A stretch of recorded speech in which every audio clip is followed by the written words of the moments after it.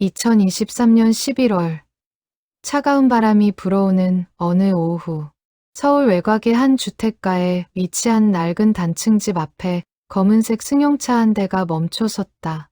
차에서 내린 사람은 45살의 박민호였다. 그는 잠시 집을 바라보며 깊은 한숨을 내쉬었다. 이곳은 석 달 전 세상을 떠난 할머니 정순자의 집이었다. 민호는 할머니와 그리 친하지 않았다. 아니, 솔직히 말하면 거의 왕래가 없었다. 명절에도 얼굴 한번 비추기 힘들었고 할머니의 생신이나 기일조차 제대로 챙기지 못했다. 바쁜 일상, 각박한 현실을 핑계 삼아 노인 한 분을 외면했던 것이다. 하지만 이제 그 할머니는 없었다. 그리고 민호에게는 이 낡은 집을 정리해야 하는 의무만 남았다. 유일한 손자라는 이유로 현관문을 열자 먼지 냄새가 코끝을 찔렀다. 오랫동안 사람의 손길이 닿지 않은 집 특유의 냄새였다. 민호는 창문을 열어 환기를 시키고 집 안을 둘러보기 시작했다. 거실에는 오래된 브라운관 텔레비전이 있었고 그 옆에는 할머니가 즐겨보시던 드라마 비디오 테이프들이 쌓여 있었다. 부엌에는 낡은 가스레인지와 알루미늄 냄비들이 그대로였다. 작은 밥상 위에는 할머니 혼자 드시던 반찬통 하나가 덩그러니 놓여 있었다. 민호의 가슴이 먹먹해졌다. 할머니는 이렇게 홀로 사셨구나. 아무도 돌보지 않는 이 좁은 공간에서 쓸쓸히 하루하루를 보내셨구나. 안방으로 들어가자 더 낡은 가구들이 눈에 들어왔다. 오래된 장롱, 색이 바랜 이불, 그리고 작은 화장대. 민호는 짐을 정리하기 위해 옷가지들을 꺼내기 시작했다. 한복, 평상복, 겨울 외투, 모두 세월의 흔적이 묻어있는 것들이었다. 옷장을 다 비우고 나서 민호는 방 안의 낡은 장판을 드러내기로 했다. 새 주인이 들어오려면 도배와 장판을 새로 해야 할 테니까.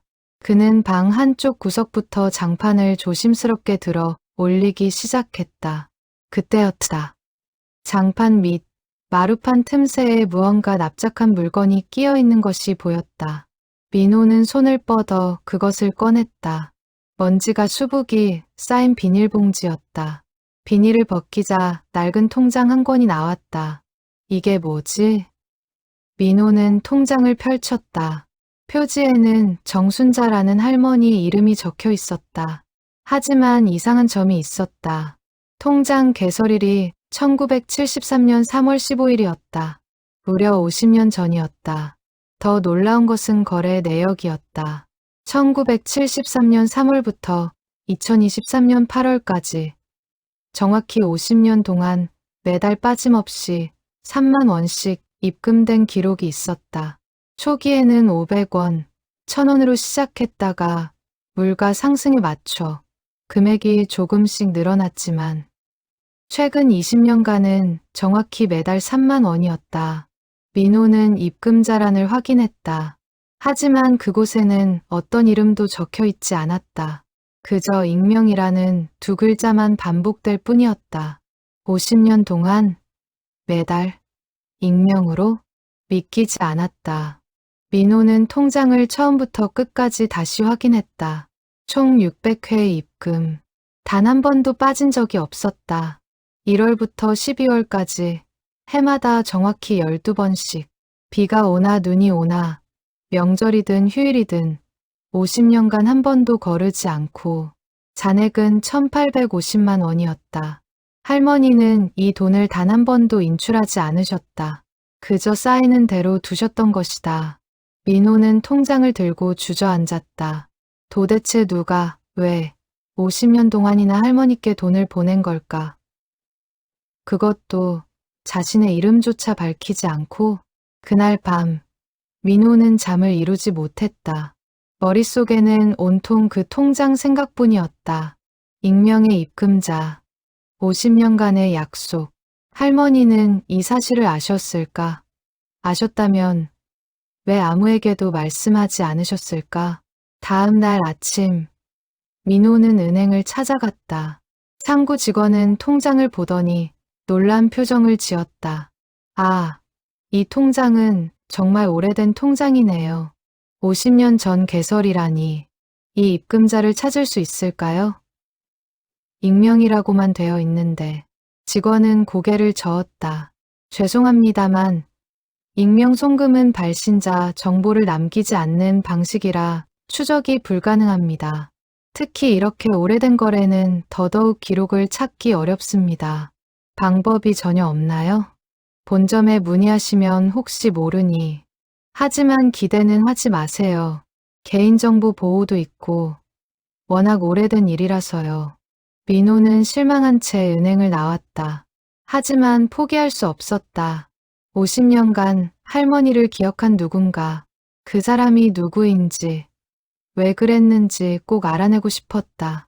집으로 돌아온 민호는 할머니 집을 더 꼼꼼히 뒤지기 시작했다. 혹시 단서가 될 만한 것이 있을지 몰랐다. 서랍마다, 상자마다, 책갈피마다 뒤져봤다. 그러던 중 옛날 사진첩을 발견했다. 흑백 사진들이 대부분이었다. 젊은 시절의 할머니, 할아버지, 그리고 민호의 아버지, 어린 시절 사진들. 민호는 한 장 한 장 넘기며 살폈다. 한 장의 사진이 눈길을 끌었다. 1970년대로 보이는 사진이었다. 할머니가 어느 공장 앞에서 찍은 사진이었다. 할머니 옆에는 젊은 여성 몇 명이 함께 서 있었다.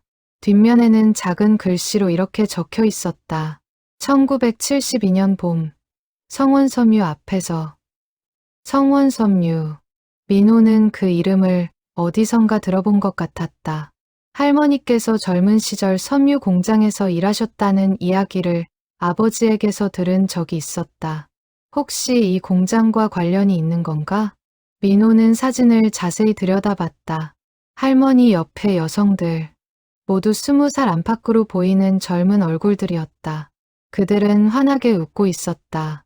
힘든 시절이었을 텐데도 민호는 이 사진이 중요한 단서가 될 거라는 예감이 들었다. 50년 전 할머니가 일했던 그곳에 답이 있을지도 몰랐다. 민호는 아버지에게 전화를 걸었다. 아버지 박종수는 70이 넘은 나이였지만 여전히 정정했다. 전화기 너머로 아버지의 목소리가 들려왔다. 민호야, 무슨 일이냐? 아버지, 할머니가 젊었을 때 일하셨던 공장 이야기 좀 들려주세요. 성원섬유라고 기억하세요? 전화기 너머로 잠시 침묵이 흘렀다. 아버지는 깊은 한숨을 내쉬었다. 그 이야기를 왜 갑자기?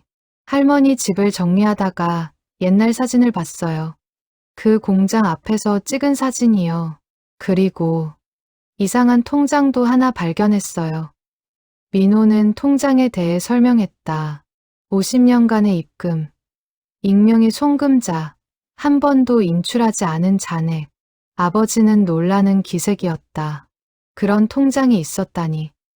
나도 처음 듣는 이야기구나. 할머니가 공장에서 일하실 때 무슨 일이 있었던 건 아닐까요? 아버지는 오랜 침묵 끝에 입을 열었다.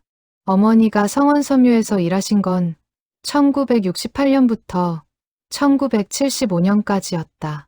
내가 어릴 때라 정확한 기억은 나지 않지만 어머니는 그 시절을 평생 그리워하셨어.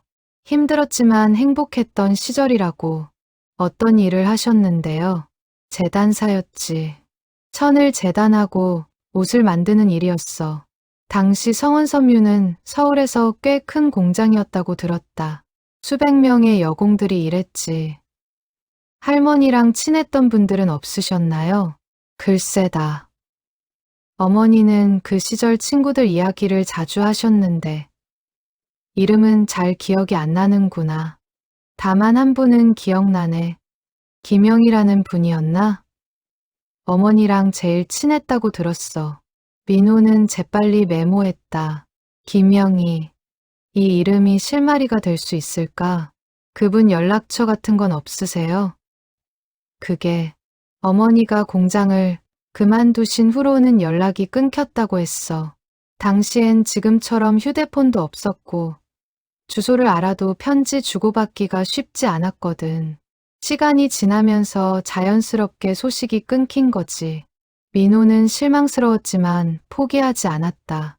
성원섬유, 그 공장이 아직 남아있다면 혹시 당시 기록이나 명부가 남아있을지도 몰랐다.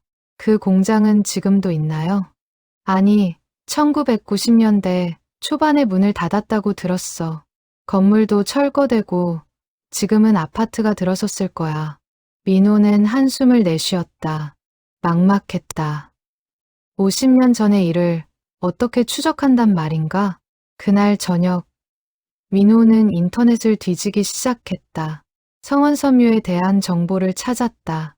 다행히 몇몇 기사와 자료가 남아 있었다. 1960년대부터 1990년대까지 운영되었던 섬유 공장. 전성기에는 700명이 넘는 직원이 일했다는 기록이 있었다. 그리고 한 가지 흥미로운 사실을 발견했다. 1975년 성원섬유에서 큰 화재 사고가 있었다는 것이다. 다행히 인명피해는 없었지만 공장 일부가 소실되었고 이 사건 이후 많은 노동자들이 공장을 떠났다고 했다. 1975년 민호는 통장을 다시 펼쳐봤다. 첫 입금이 1973년, 그리고 할머니가 공장을 그만둔 게 1975년. 뭔가 연결고리가 있는 것 같았다. 민호는 그 시절을 기억할 만한 사람을 찾아야겠다고 생각했다. 성원섬유 노동자였던 사람들. 그들을 만나면 뭔가 알 수 있을지도 몰랐다. 다음 날, 민호는 지역 노인복지관을 찾아갔다. 혹시 성원섬유에서 일했던 분들을 만날 수 있을까 하는 기대감에서였다. 복지관 직원에게 사정을 설명하자 직원은 고개를 끄덕였다. 아, 성원섬유요? 이 동네 어르신들 중에 그곳에서 일하셨던 분들이 꽤 계실 거예요. 잠시만 기다리세요. 잠시 후 직원은 한 분을 데려왔다. 75쯤 되어 보이는 여성이었다. 그분은 민호를 보더니 반갑게 인사했다. 안녕하세요. 저는 이순자라고 합니다. 성원섬유에서 일했다고 들었는데요. 네, 맞습니다. 1970년부터 1978년까지 일했죠. 민호는 가슴이 뛰었다. 드디어 당시를 기억하는 분을 만난 것이다. 그는 할머니 사진을 꺼내 보여드렸다.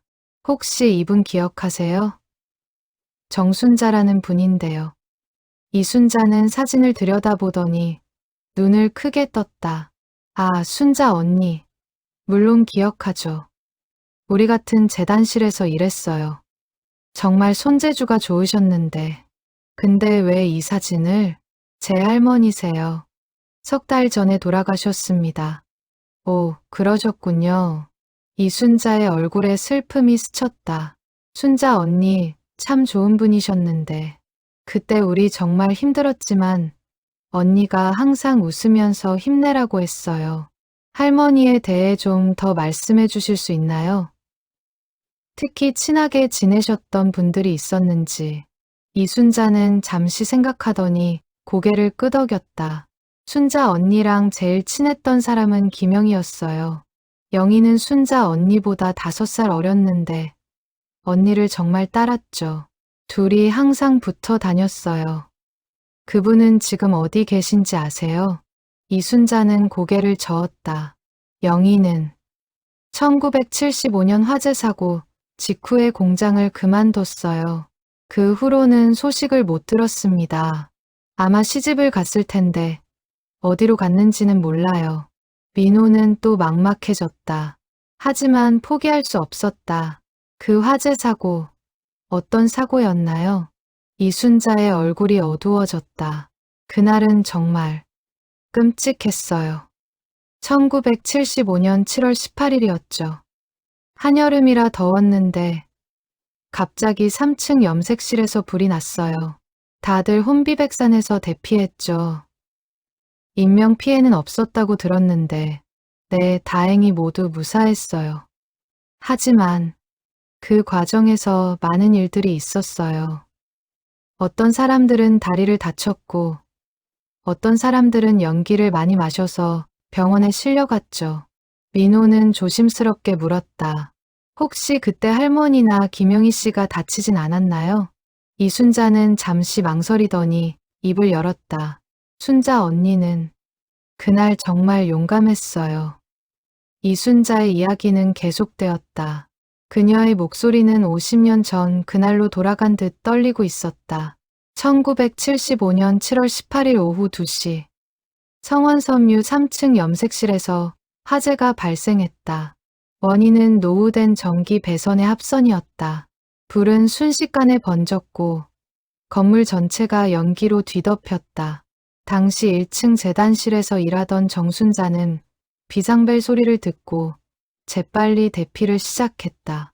함께 일하던 여공들을 이끌고 계단으로 향했다.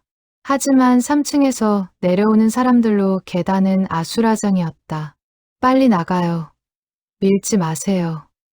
순자는 큰 소리로 외치며 질서를 유지하려 했다. 그녀의 차분한 목소리는 공황 상태에 빠진 사람들에게 안정감을 주었다. 하지만 연기는 점점 더 짙어졌고 시야를 가렸다. 1층 출구까지 거의 다 왔을 때였다. 순자는 갑자기 뒤를 돌아봤다. 뭔가 이상했다. 함께 내려오던 김영희의 모습이 보이지 않았다. 영희야, 영희야. 순자는 소리쳤지만 대답이 없었다. 주위 사람들에게 물어봤지만 아무도 영희를 보지 못했다고 했다. 순자의 가슴이 철렁 내려앉았다. 영희가 아직 위에 있어. 주변 사람들이 만류했다. 언니, 안 돼요. 너무 위험해요. 소방관이 곧 올 거예요. 하지만 순자는 듣지 않았다. 그녀는 다시 계단을 올라가기 시작했다. 아래로 대피하는 사람들의 물결을 거슬러 연기 가득한 계단을 힘겹게 올라갔다. 2층, 3층. 연기는 점점 더 짙어졌다. 순자는 젖은 손수건으로 입과 코를 막고 영희를 찾아다녔다. 시야가 거의 확보되지 않았다. 눈이 따갑고 목이 타들어갔다. 영희야, 어디 있니? 대답해. 그때 복도 끝에서 희미한 신음소리가 들렸다. 순자는 그쪽으로 달려갔다. 바닥에 쓰러져 있는 영희를 발견했다. 영희는 대피하다가 넘어져 발목을 삐끗한 듯했다. 연기를 많이 들이마신 탓에 의식이 흐릿했다. 영희야, 정신 차려. 내가 왔어. 순자는 영희를 일으켜 세우려 했지만 쉽지 않았다. 영희는 걷기 힘들어했고 순자 자신도 연기 때문에 숨쉬기가 어려웠다. 하지만 포기할 수 없었다. 순자는 영희를 업었다. 당시 35이던 순자에게 20살 영희의 몸무게는 만만치 않았다. 하지만 순자는 이를 악물고 계단을 향해 걸었다. 한 걸음, 한 걸음. 계단을 내려가는 것이 이렇게 힘든 일인지 몰랐다. 다리는 후들거렸고 패는 타는 것 같았다. 하지만 순자는 멈추지 않았다. 조금만 참아. 영희야, 거의 다 왔어. 마침내 1층 출구가 보였다. 밖에는 이미 소방관들이 도착해 있었다. 순자가 영희를 업고 나오자 사람들이 환호했다. 소방관들이 달려와 영희를 받아들고 순자도 부축했다. 괜찮으세요? 영희부터 살펴봐 주세요. 순자는 그 말을 남기고 그 자리에 쓰러졌다. 과도한 연기 흡입과 체력 소진 때문이었다. 두 사람은 곧바로 병원으로 이송되었다. 이순자는 이야기를 마치고 눈물을 닦았다. 그날 순자 언니가 아니었다면 영희는 못 나왔을 거예요. 언니는 정말 영웅이었어요. 공장 사람들 모두가 언니를 존경했죠. 민호는 가슴이 뜨거워졌다. 할머니에게 그런 과거가 있었다니. 그는 떨리는 목소리로 물었다. 그 후에 할머니랑 김영희 씨는 어떻게 되셨나요? 순자 언니는 일주일쯤 입원하셨어요. 다행히 큰 부상은 없었지만 폐가 많이 상했다고 들었어요. 영희는 발목 골절로 한 달 정도 입원했고요. 그리고 영희는 퇴원 후 공장으로 돌아오지 않았어요. 부모님이 더 이상 공장 일을 못하게 했다고 들었어요. 그리고 얼마 후 지방으로 시집을 갔다는 소문을 들었죠. 할머니는요? 순자 언니도 그 사건 이후로 몇 달 후에 공장을 그만두셨어요. 건강이 안 좋아지셨거든요. 그날 연기를 너무 많이 마셔서 평생 기침을 달고 사셨다고 들었어요. 민호는 고개를 숙였다. 할머니가 왜 평생 기침을 하셨는지 이제야 알게 되었다. 할머니는 누군가를 구하기 위해 자신의 건강을 희생하신 것이다. 혹시 김영희 씨가 어디로 시집 갔는지 아세요? 글쎄요. 부산이라고 들었던 것 같기도 하고 정확하지는 않아요. 워낙 오래전 일이라. 민호는 실망했지만 적어도 하나의 단서는 얻었다. 김영희. 할머니가 목숨을 걸고 구한 그 사람. 혹시 익명으로 50년간 돈을 보낸 사람이 김영희일까? 그날 저녁 민호는 집으로 돌아와 인터넷 검색을 시작했다. 김영희라는 이름으로 검색했지만 너무 흔한 이름이라 특정하기 어려웠다. 김영희 성원 섬유로 검색해도 별다른 정보가 나오지 않았다. 며칠 동안 민호는 여러 방법을 시도했다. 옛 신문 기사를 뒤지고 지역 주민센터에 문의하고 SNS에 글을 올렸다. 하지만 김영희의 소식은 감감무소식이었다. 그러던 어느 날 민호에게 한 통의 메시지가 왔다. SNS에 올린 글을 본 누군가였다. 안녕하세요. 저는 성원섬유에서 일했던 사람의 딸입니다. 어머니께서 김영희라는 분을 아신다고 하시는데 연락 주시겠어요? 민호의 손이 떨렸다. 드디어 실마리를 찾은 것일까? 민호는 곧바로 메시지를 보낸 사람과 연락했다. 그녀의 이름은 최지영이었고 어머니가 성원섬유에서 일했다고 했다. 지영은 민호를 카페로 초대했다. 며칠 후 민호는 약속 장소인 카페에 도착했다. 창가 자리에 앉아있던 50대 중반의 여성이 손을 흔들었다.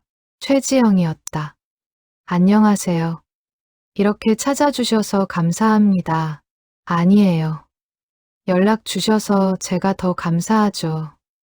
지영은 가방에서 낡은 일기장 하나를 꺼냈다. 어머니 유품을 정리하다가 이걸 찾았어요. 어머니도 작년에 돌아가셨거든요. 민호는 조심스럽게 일기장을 받아들었다. 1970년대에 쓰인 듯한 낡은 공책이었다. 첫 페이지에는 이렇게 적혀 있었다. 이명자의 일기. 어머니 이름이 이명자셨어요. 성원섬유에서 정순자 씨, 김용희 씨와 함께 일하셨대요. 민호의 가슴이 뛰었다. 또 하나의 증인을 만난 것이다. 어머니께서 김영희 씨에 대해 말씀하셨나요? 네. 어머니는 생전에 영희 언니 이야기를 자주 하셨어요. 그리고 이 일기장에도 영희 언니 얘기가 많이 나와요. 지영은 일기장의 특정 페이지를 펼쳐 보였다. 1975년 7월 20일자 일기였다. 오늘 영희 언니를 병원에서 봤다. 발목 골절로 깁스를 했는데 그것보다 마음이 더 아파 보였다. 순자 언니가 자기 때문에 다쳤다며 계속 울었다. 나는 언니를 위로했지만 영희 언니는 자책을 멈추지 않았다. 민호는 다음 페이지를 넘겼다. 7월 25일, 영희 언니가 결심한 것 같다. 언니는 순자 언니께 평생 은혜를 갚겠다고 했다. 나는 그게 무슨 뜻인지 물었지만 언니는 대답하지 않고 웃기만 했다. 8월 5일, 영희 언니가 퇴원했다. 하지만 공장으로 돌아오지 않았다. 영희 언니, 어머니가 더 이상 공장 일을 시키지 않겠다고 하셨단다. 나는 영희 언니가 보고 싶다. 8월 20일, 영희 언니에게서 편지가 왔다. 언니는 부산으로 시집 간다고 했다. 그리고 순자 언니께 드릴 편지를 함께 보냈다. 나는 순자 언니께 전달해 드렸다. 민호는 숨을 멈추었다. 편지. 김영희가 할머니께 보낸 편지가 있었다는 것이다. 혹시 그 편지 내용을 아세요? 지영은 고개를 저었다. 어머니도 그 편지 내용은 모르셨대요. 순자 언니께 직접 전달만 하셨다고. 민호는 다시 할머니 집을 뒤져봐야겠다고 생각했다. 혹시 그 편지가 아직 남아있을지도 몰랐다. 일기장 좀 더 봐도 될까요?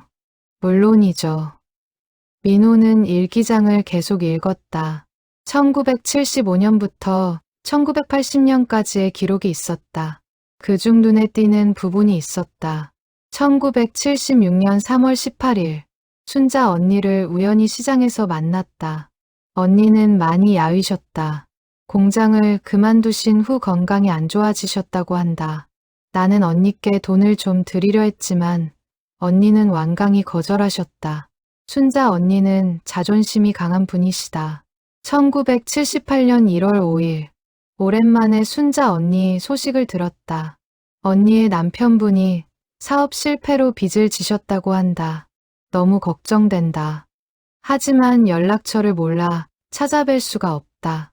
민호는 가슴이 아팠다. 할머니에게 그런 어려운 시절이 있었다는 것을 몰랐다. 할아버지는 민호가 태어나기 전에 돌아가셔서 얼굴도 모른다.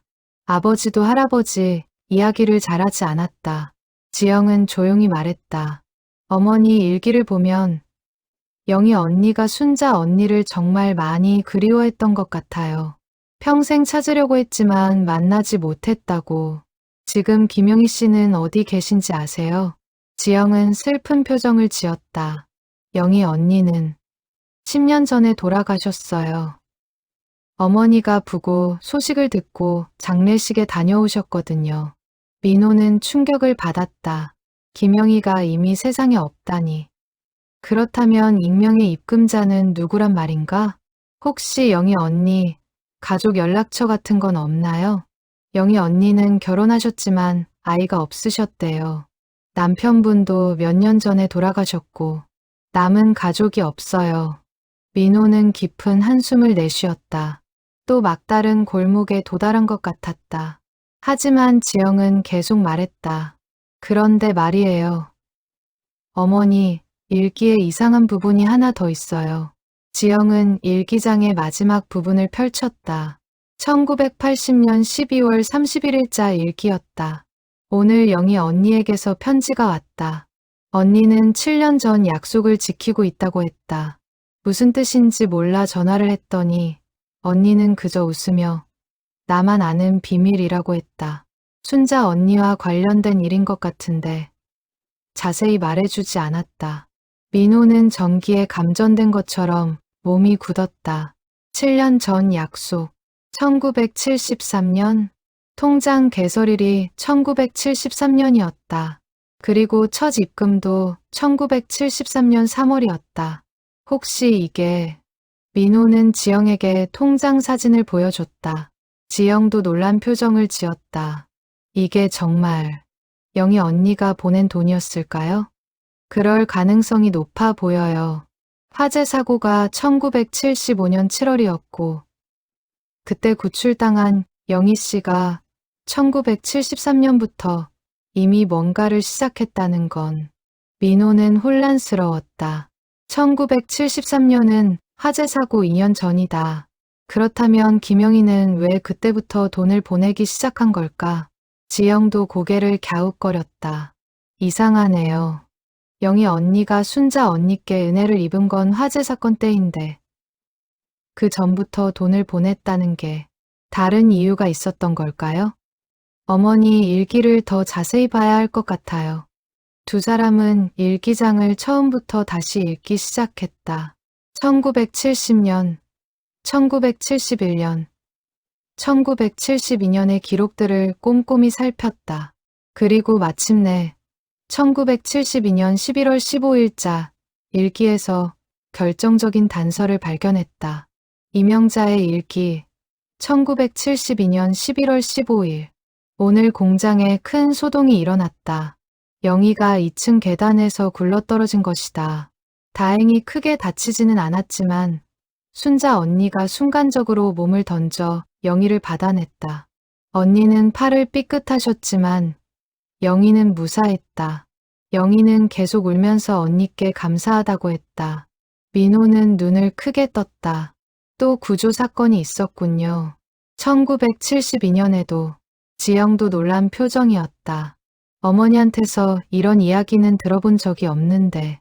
민호는 다음 페이지를 넘겼다. 11월 20일. 영희가 순자 언니께 계속 뭔가 해드리고 싶어 한다. 하지만 언니는 괜찮다며 거절하신다. 영희는 답답해한다. 12월 1일. 영희가 나에게 비밀 이야기를 했다. 영희는 순자 언니를 평생 돕고 싶다고 한다. 그래서 한 가지 계획을 세웠다고. 매달 월급의 일부를 모아서 언니께 드리고 싶다고 했다. 나는 좋은 생각이라고 했다. 12월 15일. 영희가 다시 고민에 빠졌다. 순자 언니가 돈을 받지 않으실 것 같다고. 언니는 자존심이 강하시니까. 나는 영희에게 다른 방법을 생각해보라고 했다. 민호는 가슴이 두근거렸다. 점점 진실에 가까워지는 느낌이었다. 1973년 1월 10일. 영희가 묘안을 찾았다고 한다. 익명으로 돈을 보내기로 했다고. 순자 언니 명의로 통장을 만들어서 매달 돈을 넣겠다고. 언니가 모르게. 나는 그게 가능하냐고 물었더니 영희는 은행 직원인 사촌 오빠가 도와줄 거라고 했다. 1월 25일. 영희가 정말로 통장을 만들었다. 순자 언니 명의로. 그리고 첫 입금을 했다. 500원. 영희의 한 달 월급이 2만 원인데 그중 500원을 저축한 것이다. 영희는 이걸 평생 계속하겠다고 했다. 민호는 손을 떨었다. 바로 이거였다. 김영희가 1973년부터 익명으로 돈을 보내기 시작한 이유. 그것은 1972년 계단 사고 때 목숨을 구해준 은혜 때문이었던 것이다. 지영도 감동한 표정이었다. 영희 언니가 정말 평생을 그렇게 사신 거네요. 50년간 단 한 번도 빠뜨리지 않고요. 민호는 일기를 계속 읽었다. 1973년 3월 5일. 영희가 두 번째 입금을 했다. 이번에도 500원. 영희는 순자 언니가 이 사실을 절대 모르게 해야 한다고 했다. 언니가 알면 받지 않으실 테니까. 1973년 7월 20일. 영희가 벌써 5번째 입금을 했다. 나는 영희에게 정말 평생 할 거냐고 물었다. 영희는 당연하다고 했다. 순자 언니는 자기 생명의 은인이라고. 1975년 8월 1일. 화재 사고 후 영희가 퇴원했다. 영희는 이제 2번 목숨을 구해주셨다며 울었다. 나는 그동안 보낸 돈 이야기를 했다. 영희는 그건 아무것도 아니라고 했다. 앞으로 더 열심히 보내겠다고 했다. 민호는 눈물이 날 것 같았다. 김영희라는 사람. 그녀는 2번이나 목숨을 구해준 은인에게 평생 감사를 표현한 것이다. 50년 동안 단 한 달도 빠짐없이. 그런데 지영이 조심스럽게 말했다. 영희 언니가 10년 전에 돌아가셨는데 통장 입금은 몇 달 전까지 계속됐다고 하셨잖아요. 민호도 그 부분이 의문이었다. 그러게요. 김영희 씨가 돌아가신 후에도 10년간 입금이 계속된 거죠. 누가 대신 보낸 걸까요? 민호는 통장을 다시 확인했다. 2013년 이후의 입금 기록. 여전히 익명으로만 표시되어 있었다. 김영희 씨가 돌아가시기 전에 누군가에게 부탁하신 걸까요? 가능성이 있어요. 아이도 없고 남편도 돌아가셨다고 했으니 친구나 친척에게 부탁했을 수도 있고. 민호는 생각에 잠겼다. 김영희의 유품이나 기록을 찾아보면 뭔가 나올지도 몰랐다. 혹시 어머니께서 영희 씨 장례식에 가셨을 때 누가 있었는지 말씀하신 적 없나요? 지영은 잠시 기억을 더듬었다. 사람이 많지는 않았다고 하셨어요. 친척 몇 분하고 친구 몇 명, 그리고요? 젊은 여자 한 분이 있었다고 하셨어요. 영희 언니를 이모라고 부르더래요. 조카뻘 되는 분인 것 같았다고. 이름은 모르세요? 어머니께서 말씀 안 하셨어요. 아니, 물어보지도 않으셨을 거예요. 민호는 한숨을 내쉬었다. 또 단서가 끊긴 것 같았다. 하지만 포기할 수 없었다. 10년 전 장례식, 그때 있었던 사람들 중 누군가가 김영희의 뜻을 이어받아 입금을 계속한 것이 분명했다.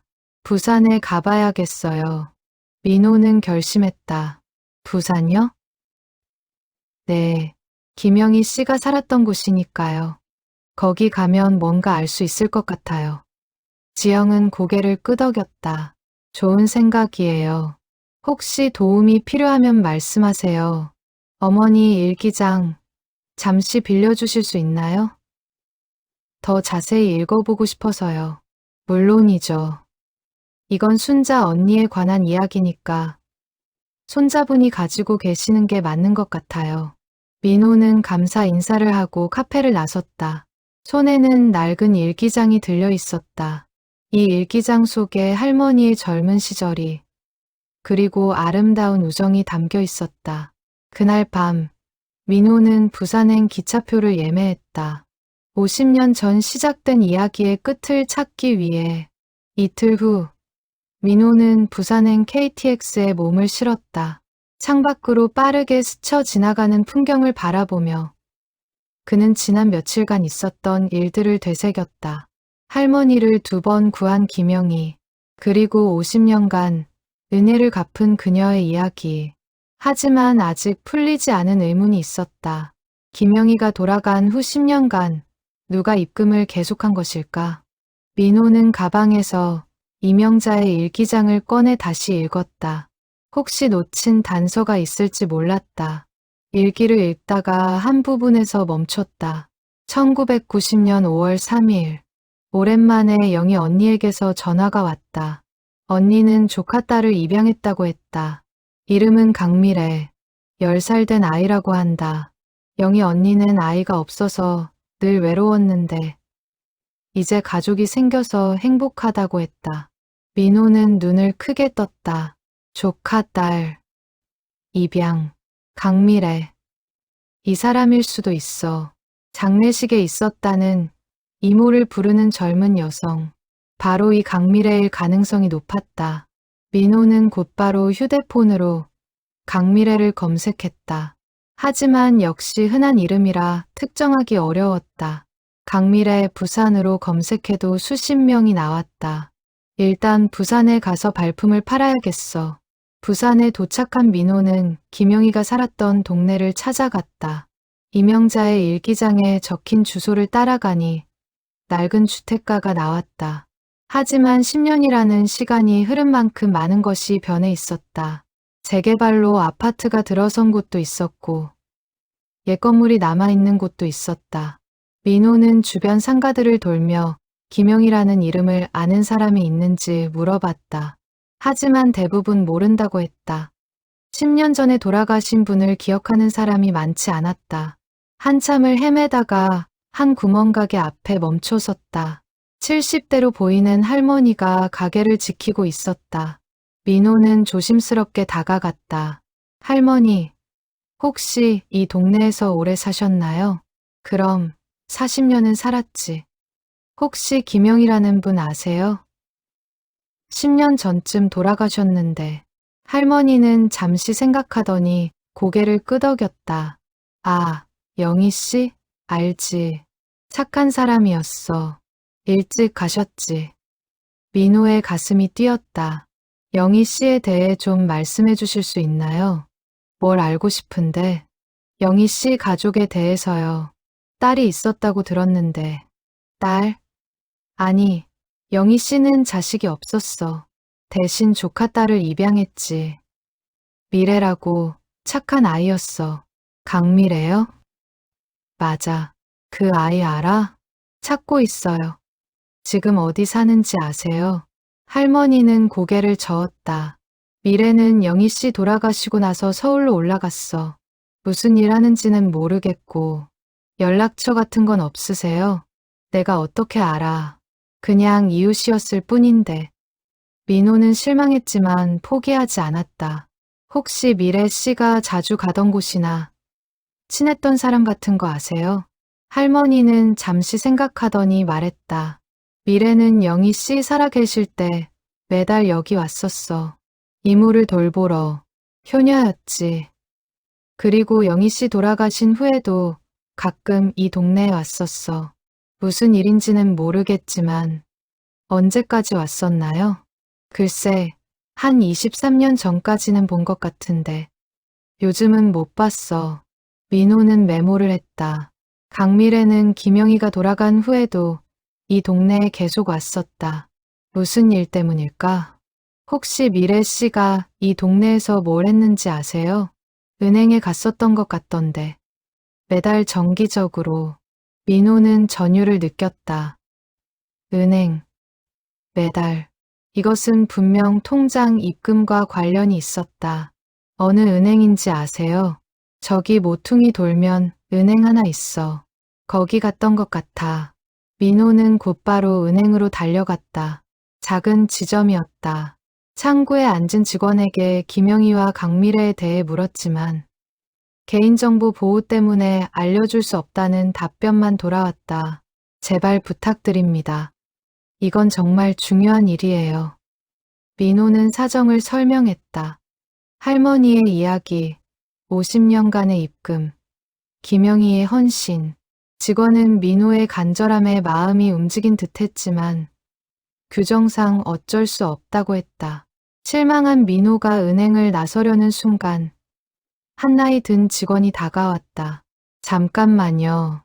민호는 돌아봤다. 60대로 보이는 남성 직원이었다. 제가 방금 하신 말씀 들었습니다. 혹시 정순자 씨 관련된 일이신가요? 네, 맞습니다. 제 할머니세요. 직원은 조심스럽게 주위를 둘러보더니 작은 목소리로 말했다. 저는 이 지점에서 30년 넘게 일했습니다. 강미래 씨를 알아요. 민호의 눈이 빛났다. 정말요? 네. 미래 씨는 10년 전부터 매달 이 지점에 오셨어요. 그리고 항상 똑같은 일을 하셨죠. 익명 송금. 정순자 앞으로요? 제가 직접 확인할 순 없지만 아마 그럴 겁니다. 미래 씨는 한 번은 저에게 이런 말씀을 하셨어요. 이모의 유지를 이어가는 거라고. 민호는 가슴이 벅차올랐다. 바로 이것이었다. 강미래는 김영희의 뜻을 이어받아 할머니께 계속 돈을 보낸 것이다. 미래 씨 연락처 알 수 없을까요? 직원은 난처한 표정을 지었다. 그건 제가 드릴 수 없습니다. 하지만 그는 잠시 망설이더니 작은 종이에 뭔가를 적어 건넸다. 미래 씨가 일하는 회사 이름입니다. 서울에 있어요. 이 정도까지만 도와드릴 수 있습니다. 민호는 종이를 받아들었다. 거기에는 행복나눔 복지재단이라고 적혀 있었다. 정말 감사합니다. 민호는 깊이 고개를 숙였다. 드디어 강미래를 찾을 실마리를 얻은 것이다. 서울로 돌아온 민호는 곧바로 행복나눔 복지재단을 찾아갔다. 강남에 위치한 작은 건물이었다. 1층 안내데스크에서 강미래를 찾는다고 하자 직원은 3층으로 안내했다. 엘리베이터를 타고 3층에 내리니 CSR팀이라는 팻말이 붙은 사무실이 보였다. 민호는 노크를 하고 들어갔다. 안녕하세요. 강미래 씨를 찾아왔는데요. 안쪽 자리에 앉아있던 여성이 고개를 들었다. 30대 중반으로 보이는 단정한 인상의 여성이었다. 그녀는 민호를 보며 의아한 표정을 지었다. 저를 찾으신다고요? 네, 제 이름은 박민호입니다. 정순자 할머니의 손자인데요. 미래의 얼굴이 순간 굳어졌다. 그녀는 자리에서 일어나 민호를 회의실로 안내했다. 문을 닫고 나서 미래는 조심스럽게 물었다. 어떻게 저를 찾으셨어요? 할머니 집을 정리하다가 통장을 발견했습니다. 50년간 익명으로 입금된 통장을요. 미래는 눈을 감았다. 긴 한숨이 흘러나왔다. 결국 알게 되셨군요. 김영희 씨가 보낸 거 맞죠? 그리고 영희 씨가 돌아가신 후에는 미래 씨가 계속하신 거고요. 미래는 천천히 고개를 끄덕였다. 네, 맞습니다. 왜 그러셨어요? 이모의 유지라고 하셨다던데. 이모께서 뭐라고 하셨나요? 미래는 의자에 앉아 천천히 이야기를 시작했다. 이모는 제가 10살 때 저를 입양하셨어요. 저는 어릴 때 부모님을 잃고 고아원에 있었죠. 이모는 아이가 없었지만 저를 딸처럼 키워주셨어요. 미래의 목소리가 떨렸다. 이모는 평생 한 분을 기억하며 사셨어요. 정순자 할머니를요. 이모는 제게 할머니 이야기를 자주 해주셨죠. 2번이나 목숨을 구해주신 분, 평생의 은인이라고. 그래서 매달 돈을 보내신 거군요. 네. 이모는 1973년부터 단 한 달도 빠뜨리지 않고 돈을 보내셨어요. 처음엔 적은 금액이었지만 이모가 일을 시작하고 나서는 금액을 늘리셨죠. 김영희 씨는 무슨 일을 하셨나요? 이모는 처음엔 작은 가게를 하셨어요. 그러다가 나중에는 부동산 중개업을 하셨죠. 돈을 좀 모으셨지만 언제나 검소하게 사셨어요. 그 이유를 나중에 알았죠. 미래는 잠시 말을 멈췄다가 계속했다. 이모는 돈을 아껴서 모두 할머니께 보냈어요. 본인은 작은 집에서 소박하게 사시면서도 할머니께는 매달 빠짐없이 보냈죠. 민호는 눈물이 날 것 같았다. 그런데 왜 할머니께 직접 드리지 않고 익명으로 보내신 걸까요? 할머니가 받지 않으실 걸 아셨거든요. 할머니는 자존심이 강한 분이셨고 남의 도움을 받는 걸 싫어하셨다고 들었어요. 그래서 이모는 할머니가 모르게 보내기로 결심하신 거예요. 할머니가 그 사실을 아셨을까요? 미래는 고개를 저었다. 모르셨을 거예요. 이모는 철저하게 비밀로 하셨으니까요. 그게 이모의 유일한 소원이었어요. 할머니가 편안하게 사실 수 있도록 돕되 절대 알려지지 않게 하는 것. 민호는 가슴이 먹먹했다. 50년간 비밀을 지킨 김영희, 그리고 그 뜻을 이어받은 강미래. 이모께서 돌아가시기 전에 뭐라고 하셨나요? 미래의 눈에 눈물이 고였다. 이모는 돌아가시기 일주일 전에 저를 부르셨어요. 그리고 통장 사본 하나를 건네주셨죠. 정순자 할머니 명의의 통장이었어요. 미래는 가방에서 낡은 서류 봉투를 꺼냈다. 그 안에는 통장 사본과 편지 한 통이 들어 있었다. 이모는 이렇게 말씀하셨어요. 미래야, 이모가 평생 해온 일이 있어. 이제 내가 이어줬으면 좋겠어. 민호는 편지를 받아들었다. 김영희의 손글씨로 쓰인 편지였다. 사랑하는 미래에게 이모가 평생 지켜온 약속이 있단다. 정순자 선생님께 매달 마음을 전하는 일.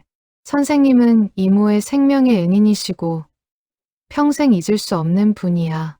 이모가 이 세상을 떠나도 이 약속만큼은 계속되었으면 해. 내가 대신 이어줄 수 있겠니? 금액은 중요하지 않아. 매달 3만 원이면 충분해. 중요한 건 마음이거든. 잊지 않고 있다는 그 마음. 선생님께는 절대 알리지 마. 선생님은 이걸 아시면 받지 않으실 거야. 그저 모르시는 채로 편안하게 지내시길 바랄 뿐이야. 내가 이 일을 해주면 이모는 하늘에서도 편히 쉴 수 있을 것 같아. 고맙다. 미래야.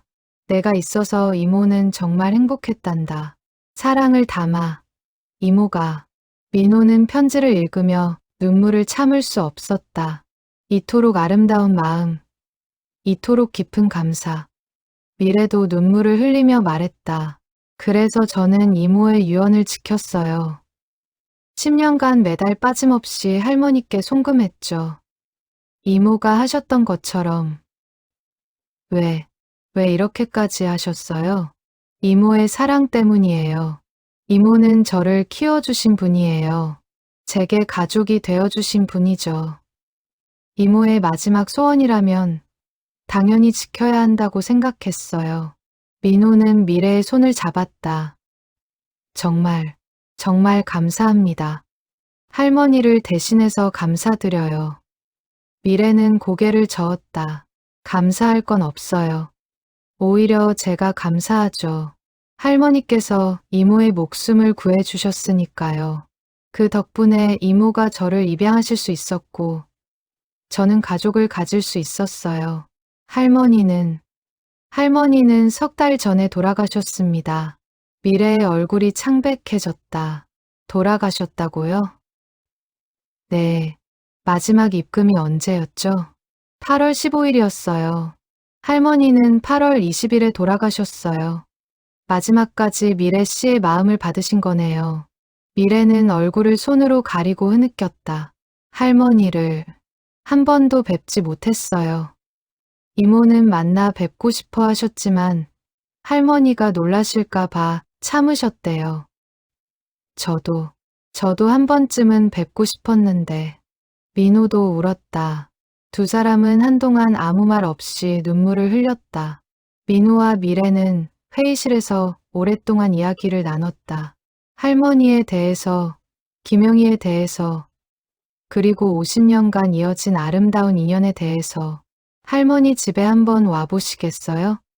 민호의 제안에 미래는 고개를 끄덕였다. 가고 싶어요. 할머니께서 사셨던 곳을 보고 싶어요. 며칠 후, 미래는 민호와 함께 할머니의 집을 찾았다. 작고 낡은 집이었지만 미래는 마치 성지를 방문한 것처럼 조심스럽게 발을 들여놓았다. 여기서 할머니께서 사셨군요. 민호는 미래를 안방으로 안내했다. 그리고 장판 밑에서 통장을 발견했던 이야기를 들려줬다. 할머니는 이 통장을 아셨을까요? 글쎄요. 확실하지 않아요. 하지만 혹시 모르니까 장판 밑에 숨기신 걸 수도 있겠죠. 미래는 방 안을 둘러봤다. 그때 화장대 위에 작은 상자가 눈에 띄었다. 저건 뭐죠? 민호도 그 상자를 처음 보는 것 같았다. 모르겠는데요. 열어봐도 될까요? 두 사람은 상자를 조심스럽게 열었다. 안에는 오래된 편지들과 사진들이 들어 있었다. 민호가 편지 하나를 꺼내 읽기 시작했다. 편지는 1975년에 쓰인 것이었다. 김영희가 할머니께 보낸 편지였다. 순자 언니께 제가 공장을 떠나게 되어 직접 인사를 드리지 못해 죄송합니다. 언니, 저는 평생 언니의 은혜를 잊지 못할 것 같아요. 2번이나 제 목숨을 구해주셨으니까요. 언니께 어떻게 보답해야 할지 모르겠어요. 언니는 제게 가족보다 더 소중한 분이에요. 부산에 가서도 언니를 잊지 않을게요. 그리고 언젠가 꼭 다시 뵙겠습니다.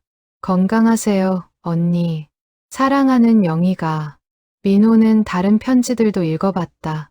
모두 김영희가 보낸 편지였다. 1980년대, 1990년대, 2000년대까지 영희는 계속 할머니께 편지를 보냈던 것이다. 하지만 이상한 점이 있었다. 할머니의 답장은 없었다. 할머니는 답장을 안 하신 걸까요? 미래가 조심스럽게 말했다. 혹시 할머니께서 이모의 정체를 아셨던 걸까요? 무슨 뜻이에요? 익명 입금이 이모로부터 온 거라는 걸요. 민호는 깜짝 놀랐다. 그게 가능할까요? 김영희 씨는 철저하게 비밀로 하셨다는데. 하지만 이 편지들을 보세요. 이모는 계속 할머니와 연락하려고 하셨잖아요. 언젠가는 할머니께서 눈치채셨을 수도 있어요. 민호는 다시 편지들을 살폈다. 그리고 2005년에 쓰인 한 편지에서 결정적인 문장을 발견했다. 순자 언니, 제 작은 마음을 받아주셔서 감사합니다. 언니께서 알고 계신다는 걸 이제야 깨달았어요. 그동안 모르는 척 해주셔서 고맙습니다. 민호와 미래는 서로를 바라봤다.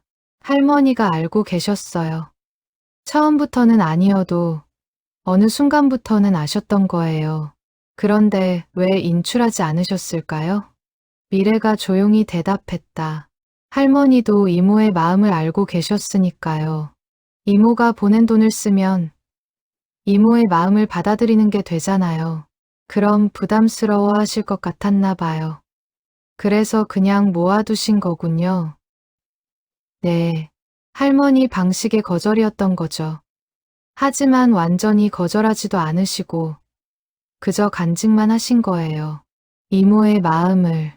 민호는 눈물이 났다. 두 사람의 아름다운 마음.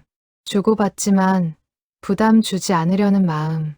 평생 이어진 무언의 대화. 상자 맨 밑에는 또 다른 편지가 있었다. 이번엔 할머니의 손글씨였다. 날짜가 없는 편지였다. 영희에게. 내 마음 잘 받았다. 50년간 한 번도 잊지 않고 보내준 그 마음. 나는 내가 보낸 돈을 단 한 푼도 쓰지 않았단다. 그건 돈이 아니라 내 사랑이었으니까. 어떻게 감히 쓸 수 있겠니? 영희야, 나는 내게 빚진 게 없어. 오히려 내가 나에게 너무 많은 걸 줬어. 우정, 사랑, 그리고 평생 잊지 못할 추억. 내가 너를 2번 구했다고 했지. 하지만 진짜로는 내가 나를 구한 거야. 내 덕분에 나는 힘든 시절을 견뎠어. 내가 있어서 나는 웃을 수 있었어. 이 통장은 언젠가 내게 돌려주고 싶었어. 하지만 너를 만날 수 없었지. 그래서 그냥 간직하기로 했어. 이 돈으로 내가 행복한 일을 하면 좋겠어. 내가 원하는 일, 내가 꿈꾸는 일. 사랑한다, 영희야. 평생 고마웠어, 순자가. 민호는 편지를 읽고 나서 한참을 말을 잇지 못했다. 미래도 눈물을 흘리고 있었다. 할머니께서 결국 돌려주고 싶으셨던 거네요. 민호는 통장을 꺼냈다. 이 돈, 어떻게 해야 할까요? 미래는 잠시 생각하다가 말했다. 할머니의 뜻대로 하면 어떨까요? 이모가 행복한 일을 하라고 하셨으니 어떤 일이요? 미래는 천천히 말했다. 저는 복지재단에서 일하고 있어요. 어려운 사람들을 돕는 일을 하죠. 이 돈으로 이모와 할머니의 이름으로 장학금을 만들면 어떨까요? 민호는 눈이 빛났다. 좋은 생각이에요. 정순자 김영희 장학금이라고 이름 붙이면 어떨까요? 완벽해요. 두 사람은 손을 맞잡았다. 50년간 이어진 사랑이 이제 새로운 형태로 계속될 것이었다. 민호와 미래는 장학금 설립을 위해 함께 움직이기 시작했다. 행복나눔 복지재단을 통해 정순자 김영희 우정장학금을 만들기로 했다. 장학금의 목적은 어려운 환경에서도 남을 돕는 마음을 가진 청소년들을 지원하는 것이었다. 할머니와 김영희처럼 어려움 속에서도 서로를 아끼는 마음을 가진 아이들에게 희망을 주고 싶었다.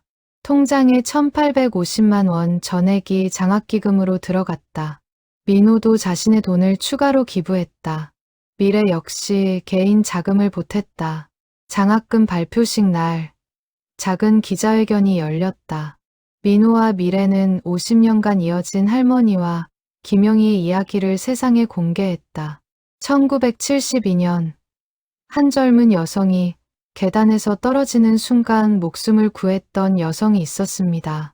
그리고 1975년 화재 속에서 다시 한번 목숨을 구했습니다. 구해준 사람은 정순자, 구원받은 사람은 김영희였습니다. 민호의 목소리는 떨렸지만 힘이 있었다. 김영희 씨는 그 은혜를 평생 잊지 않았습니다. 1973년부터 2013년 돌아가실 때까지 40년간 매달 빠짐없이 정순자 할머니께 돈을 보냈습니다. 자신의 이름도 밝히지 않고 그저 익명으로. 미래가 이어서 말했다. 김영희 이모는 돌아가시기 전 저에게 이 일을 부탁하셨습니다. 그래서 저는 지난 10년간 이모의 뜻을 이어왔습니다. 총 50년간 단 한 달도 빠짐없이 이어진 감사의 마음이었습니다. 기자들은 감동한 표정으로 듣고 있었다. 정순자 할머니는 이 사실을 아셨습니다. 하지만 단 한 번도 그 돈을 쓰지 않으셨습니다. 김영희 씨의 마음을 받되 부담 주지 않으려는 할머니만의 방식이었습니다. 민호는 할머니가 남긴 편지를 소개했다. 할머니는 이 돈으로 김영희 씨가 행복한 일을 하길 바라셨습니다. 그래서 우리는 두 분의 이름으로 장학금을 만들기로 했습니다. 발표가 끝나고 한 기자가 질문했다. 50년간 이어진 우정의 비밀. 정말 아름다운 이야기입니다. 두 분께서 이 이야기를 통해 사람들에게 전하고 싶은 메시지가 있나요? 민호는 잠시 생각하다가 대답했다. 진짜 감사는 소리 없이 이어집니다. 그리고 진짜 사랑은 부담 주지 않는 것입니다. 할머니와 김영희 씨는 평생 서로를 아꼈지만 서로에게 짐이 되지 않으려 했습니다. 이게 진정한 우정이 아닐까요? 미래도 말했다. 작은 친절이 한 사람의 인생을 바꿀 수 있습니다. 할머니께서 이모를 구하지 않으셨다면 이모는 저를 입양하지 못했을 거예요.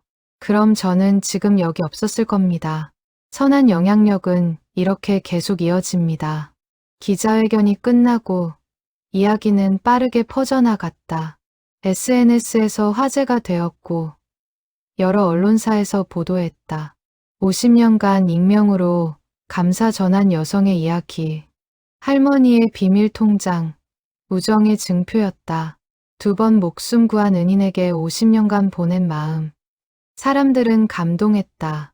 댓글에는 눈물 이모티콘과 함께 수많은 메시지가 달렸다. 이런 아름다운 우정이 세상에 있다니.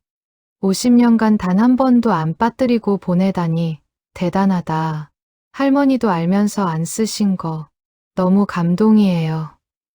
장학금 소식에 많은 사람들이 기부를 시작했다. 처음 1,850만 원으로 시작한 기금은 한 달 만에 2억 원이 넘었다. 사람들의 마음이 모인 것이다. 정순자 김영희 우정장학금은 첫 해에 10명의 학생을 선발했다. 모두 어려운 환경에서도 남을 돕는 마음을 가진 아이들이었다. 시상식 날, 민호와 미래는 학생들을 만났다. 그중 한 학생이 말했다. 저는 이 장학금 이야기를 듣고 울었어요. 저도 언젠가 정순자 할머니, 김영희 할머니처럼 누군가에게 도움이 되는 사람이 되고 싶어요. 민호는 그 학생의 손을 잡았다. 너는 이미 그런 사람이야. 내가 남을 생각하는 그 마음만으로도. 시상식이 끝나고 민호와 미래는 할머니 묘소를 찾았다.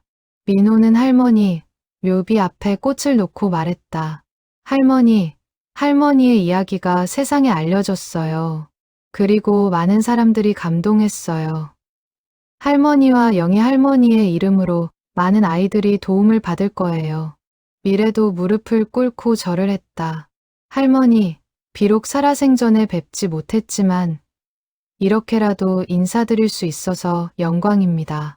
이모를 2번이나 구해주셔서 감사합니다. 이모 덕분에 저도 가족을 가질 수 있었어요. 바람이 불어왔다. 마치 할머니가 대답하는 것 같았다. 민호는 미래를 바라봤다. 이제 우리가 이 이야기를 이어가야겠죠? 네, 할머니와 이모처럼 우리도 누군가에게 좋은 영향을 주는 사람이 되어야 해요. 두 사람은 손을 잡고 묘소를 떠났다. 그들의 뒤로 석양이 아름답게 빛나고 있었다. 1년 후 정순자 김영희 우정장학금은 더욱 성장했다. 기금은 5억 원을 넘어섰고 매년 30명의 학생들을 지원하게 되었다. 민호는 할머니 집을 정리하지 않고 그대로 보존하기로 했다. 대신 그곳을 작은 전시관으로 만들었다. 우정의 집이라는 이름을 붙였다. 전시관에는 할머니와 김영희의 사진, 편지, 그리고 그 유명한 통장이 전시되었다. 많은 사람들이 찾아와 이야기를 듣고 감동받았다. 미래는 복지재단에서 우정장학금을 전담하는 팀장이 되었다. 그녀는 매년 장학생들을 직접 만나고 그들의 이야기를 들었다. 어느 날, 한 장학생이 미래를 찾아왔다. 3년 전 첫 장학생이었던 이지은이었다. 선생님, 저 대학 합격했어요. 정말 축하해. 장학금 덕분에 공부에 집중할 수 있었어요. 이제 저도 남을 도울 수 있는 사람이 되고 싶어요. 지은은 봉투 하나를 꺼냈다. 이거 받아주세요. 제가 아르바이트해서 모은 돈이에요. 많지는 않지만 우정장학금에 기부하고 싶어요. 미래는 눈물이 났다. 고마워. 지은아, 내 마음 잘 받을게. 이런 일들이 계속되었다. 장학금을 받은 학생들이 나중에 기부자가 되어 돌아왔다. 선한 영향력이 계속 이어지는 것이었다. 민호도 변화했다. 할머니의 이야기를 통해 그는 삶의 우선순위를 다시 생각하게 되었다. 돈보다 관계가, 성공보다 사랑이 중요하다는 것을 깨달았다. 그는 바쁜 일상 속에서도 주변 사람들에게 더 신경 쓰기 시작했다. 아버지를 자주 찾아뵙고 친구들과 더 많은 시간을 보냈다. 그리고 봉사활동에도 참여했다. 어느 가을날, 민호와 미래는 우정의 집에서 특별한 행사를 열었다. 성원섬유에서 함께 일했던 분들을 초대한 것이다. 이순자 할머니를 비롯해 여러분들이 오셨다. 그들은 오랜만에 만나 옛 이야기를 나눴다. 순자가 정말 대단한 사람이었지. 그때 영희를 구하러 다시 올라간 거 잊을 수가 없어. 순자 덕분에 우리 모두 무사히 나올 수 있었어요. 민호는 그분들의 이야기를 들으며 할머니를 더 깊이 알게 되었다. 할머니는 단순히 두 사람을 구한 게 아니었다. 어려운 시절, 많은 사람들에게 힘이 되어 주셨던 것이다. 행사가 끝나고 민호는 미래와 함께 할머니 묘소를 다시 찾았다. 할머니, 오늘 많은 분들이 할머니 이야기를 해주셨어요. 할머니가 얼마나 멋진 분이셨는지 이제야 제대로 알게 됐어요. 민호는 눈물을 흘렸다. 할머니, 죄송해요. 살아계실 때 더 잘해드리지 못해서, 더 자주 찾아뵙지 못해서. 미래가 민호의 어깨를 토닥였다. 할머니는 이해하실 거예요. 그리고 지금 이렇게 할머니의 이야기를 이어가는 것만으로도 충분히 효도하고 계세요. 민호는 고개를 들었다. 그렇겠죠? 네. 할머니와 이모의 사랑이 이렇게 많은 사람들에게 전해지고 있잖아요. 그것만으로도 할머니는 행복하실 거예요. 해가 지고 있었다. 노을이 아름답게 물들었다. 민호는 마지막으로 할머니께 말했다. 할머니, 저도 할머니처럼 살고 싶어요. 누군가에게 도움이 되는 사람, 남을 위해 희생할 수 있는 사람. 할머니가 보여주신 그 사랑을 저도 실천하며 살게요. 저도 그렇게 살겠습니다, 할머니. 미래도 함께 다짐했다. 두 사람은 묘소를 떠나 길을 걸었다. 그들의 뒤로 별들이 하나둘 떠오르기 시작했다. 50년간 이어진 사랑의 이야기. 그것은 이제 끝이 아니었다. 새로운 시작이었다. 민호와 미래를 통해, 그리고 수많은 장학생들을 통해 정순자와 김영희의 사랑은 계속 이어질 것이었다. 작은 친절이 큰 변화를 만들고 진심 어린 감사가 세대를 넘어 전해지는 것. 그것이 바로 할머니의 비밀 통장이 우리에게 남긴 진짜 유산이었다.